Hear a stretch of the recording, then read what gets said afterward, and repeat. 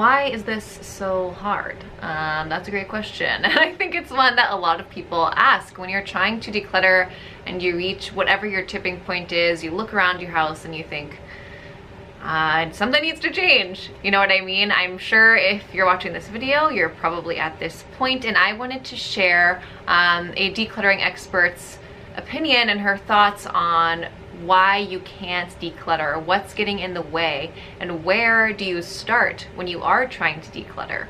Because it's so overwhelming, and often people will start and stop. Part of that might be because you are not paying attention to the why, the reasoning behind why you're holding on to these things. And I want to share that decluttering expert that I'm talking about is the author of this book, Making Space Clutter Free. I recently interviewed Tracy and we had a great time, and I wanted to share these clutter blocks with you to encourage you if you need that help, and to encourage you to pick up Tracy's book because it was incredible and so helpful. So without further ado, let's get into what Tracy calls the clutter blocks, the emotional reasons why you can't seem to declutter. If any of these sound like you, definitely drop a comment as you watch and let me know which one rings a bell to your own unique situation. Clutter block number 1 is my stuff keeps me in the past. This clutter block is usually when someone is keeping stuff that happened a long time ago. For example, if someone has a trophy wall, or you used to be a dancer and you have all these photos of you 15, 20 years ago up on your walls, but that's not really who you are anymore. Instead of celebrating where you are, it's celebrating something that happened a long time ago. And sometimes emotionally you're holding on to the past instead of looking at your present and what you want your future to be. Tracy gives some examples in her book of some clues that she sees or looks for with her decluttering clients that tell her that they have this clutter block. And one is trophies and awards from years long past. Another is outdated clothes that no longer fit the time or the person. All the dishes to host a holiday that they don't host anymore. So if any of those sound like you, drop one below. Otherwise, let's move on to clutter block number 2, which is my stuff tells me who I am. This is when acquiring items, getting stuff for certain kinds of stuff, whether it be stuff on sale, finding like this immense pride in bargain hunts, or the other end of the spectrum, like brand bragging to an extreme. This might be a signal that you are using what you buy as a way to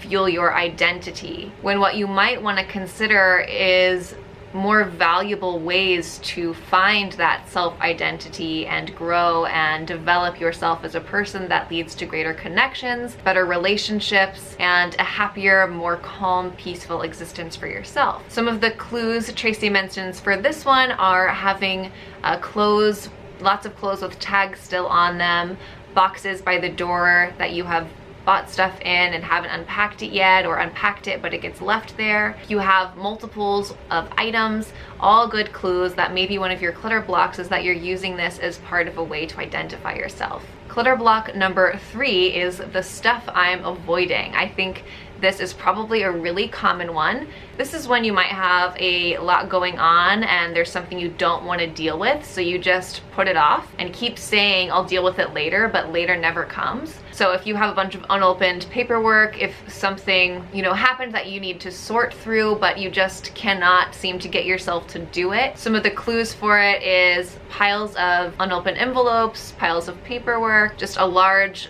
to-do list or to-do pile. And what happens when you live that way is suddenly, because you're avoiding it, you get all this anxiety around it, and as it builds and builds and builds, the anxiety gets higher and your want to avoid it gets higher as well. So it's a really difficult situation that you can tackle, and if you realize that the reason you're not doing it is because you're avoiding it, sometimes that can open the door. Clutter block number 4 is my fantasy stuff for my fantasy life.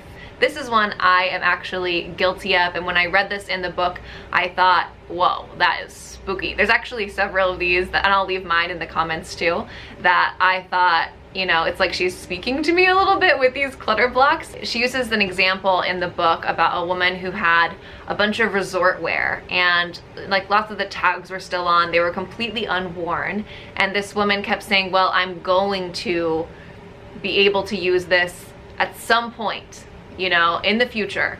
But the point is that you're not living that life right now. So it's not that you're buying something for things that are going to happen in 3 months. She's buying things that might happen years from now, and that there's no date to it. So what you end up doing is sort of collecting this stuff that isn't really for the life you have right now. It's for a fantasy life. And I think that's something that I'm really guilty of, or I have been guilty of the past few years. I read this book last year, thank goodness. But you know, for a long time, we have wanted to have a farm and just have land. So I have thought about things, processed things, living too much in the one day instead of living in right now. And it's crazy how much that like mind twisted me. So this book, that's why I said in all the features I've done with this that it's more than a book on decluttering. It's really about your life and how your home and your things, your stuff is a reflection of that. The clue that Tracy uses to help examine this that I think is the best is that when there's a disconnect between the items and the life. So I think that's a really, like, that was a crazy one for me. I don't know if it was for you, but let's move on to clutter block number 5, which is I'm not worth my good stuff.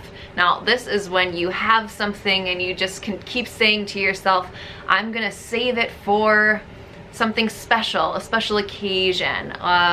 If you have like really nice china, for instance, and it just stays in storage and you never use it because in your mind, you're having like this limiting belief that the time's never good enough for it, or you're not good enough for it. The situation's not good enough for it. So it's like you're getting all this stuff that you are so excited about, but you're never taking advantage of it. I think this is an easy one for lots of people to do, and I'd be curious if you can think of things you've ever done with this. Some of the clues Tracy lists are if you have like designer clothes, but you never wear them, or like hygiene products. Like what if you got a really nice moisturizer or a mask that someone gifted you and you're just like, oh, it's so nice and special, I'll just save it. But when are you saving it for? What happens is those products, like the candles, lose their scent. You know, the face mask might go bad or not be as good as it would have been if you had just used it. Obviously, things like china and nice silver don't go bad, but you're never appreciating them. You never get to have the joy of using those nice things that you worked so hard to get for yourself or that someone gifted to you. Wouldn't it be so nice to just use those things and enjoy using them and love it? Clutter block number 6 is trapped with other people's stuff. This might be a really common one if you are at a stage in life when some of your family might have passed away or they might be downsizing. You might get left with other people's stuff, and it might have really meant something to them, but that doesn't mean it has to mean something to you. And this is really tricky to deal with because you feel a certain obligation that you have to keep these things, or that because it was meaningful to them, it has to be meaningful to you. It's not that you have to get rid of everything, but it's also not that you have to keep everything. Getting rid of or filtering through their stuff and only narrowing it down to what you need or like or want, or that especially reminds you of them, getting rid of their stuff does not, or the stuff itself does not represent your love for that person. And that's kind of a hard thing to remember because we like to attach our emotions to things physically. It's just part of our nature.